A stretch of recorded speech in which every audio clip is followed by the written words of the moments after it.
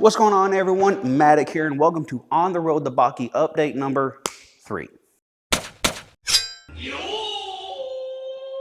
So first thing I want to get out of the way is for the next few videos, I'm kind of going to look like this. I swear I took a shower barely an hour ago, and yet I still look pretty moist. But it's the summertime now, and it's getting a little hot. Warm! Okay, so the next thing I want to talk about is, so I'm filming this on June 3rd, 4th, I think. Basically the very start of summer or summer vacations. And during the last 2 months since the last update, I have unfortunately dropped the ball considerably. It's just been complete inconsistencies all the way around. Inconsistent sleep, inconsistent eating or diet or eating plan, inconsistent working out, just kind of inconsistencies all over the place, not just related to me doing this stuff.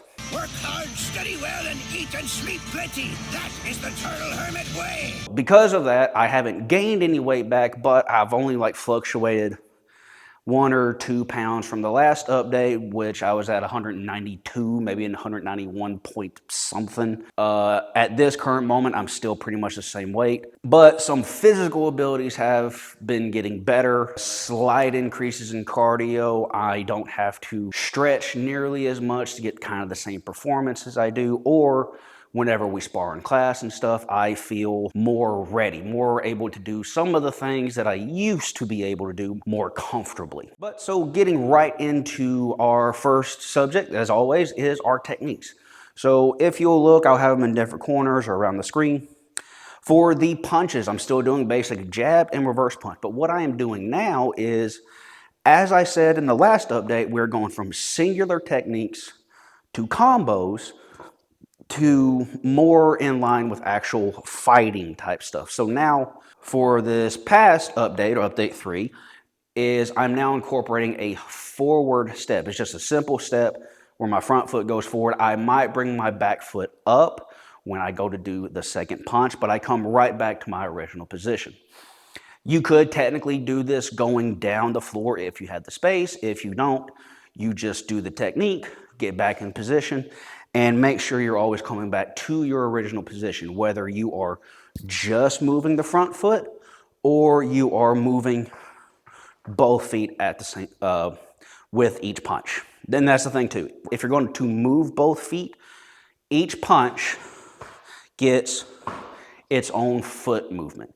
So you don't really combine them or any weird thing like that, at least for now, for starting out. And one thing I'm trying to be very conscientious of is when my front foot lands after the jab, hopefully my jab is finished by then, as soon as my front foot lands, boom, I want to be shooting out that second hand.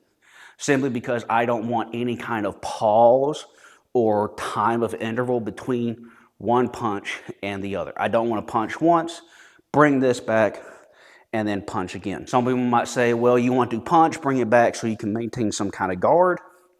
That can be a valid reason. However, if you don't have any time interval between your 1-2 punch, your opponent has to now worry about that second punch.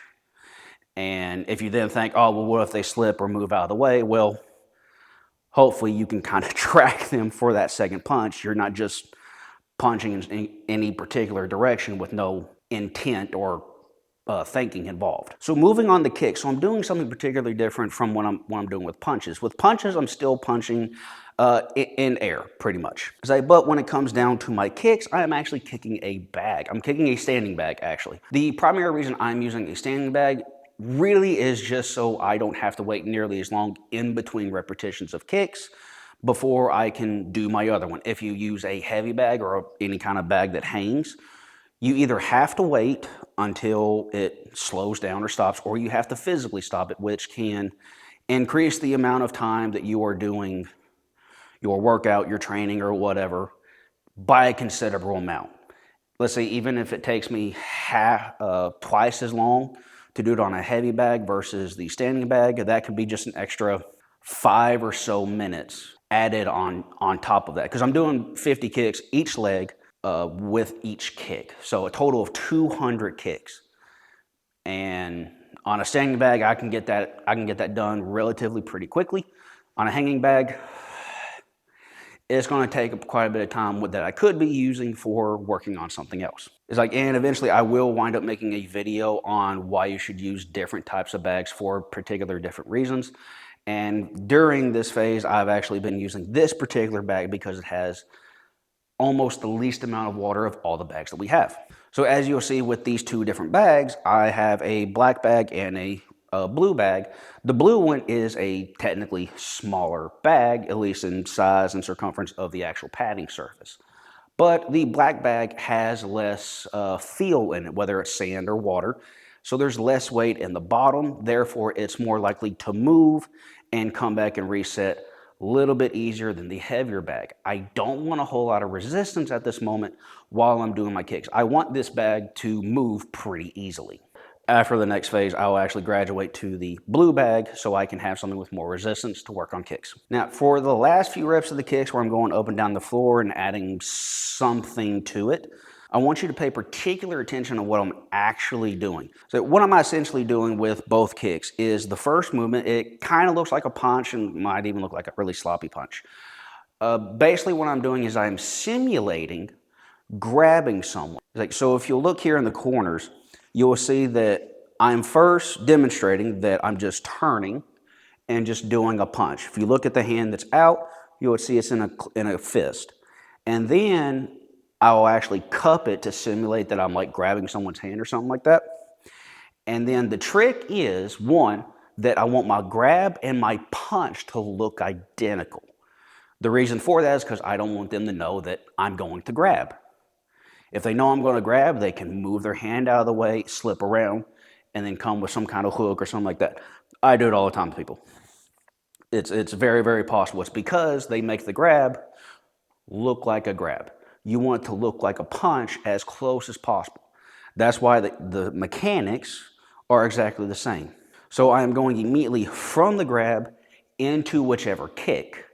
And then when my foot lands, I'm going immediately into another punch. So this is a very common combo that I actually use a whole lot and all the time with a fairly high success rate, especially when I actually really intend to hit somebody with either the kick or to come forward with the punch. Okay, so next going into it, diet, unfortunately it really hasn't changed, but again, I also said I've been very inconsistent. It's mostly been due to timing issues or like very inconsistent sleep.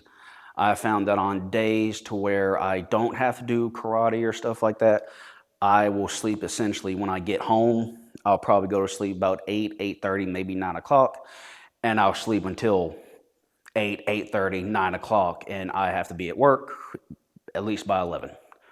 So there's not really a whole lot of time for me to get up and get a workout in and try to eat and like all that stuff and then go into work. And so I've just mostly had to grab something really quick. And unfortunately, it was not always, if ever, the healthiest thing. But I did it in enough moderation that my weight hasn't fluctuated too much.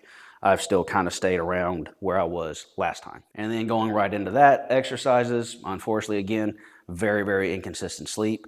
I even take medicine to make me go to sleep whenever I get home. Like, and even then, my body just still says, nope, sleep more. And I just wind up sleeping too late.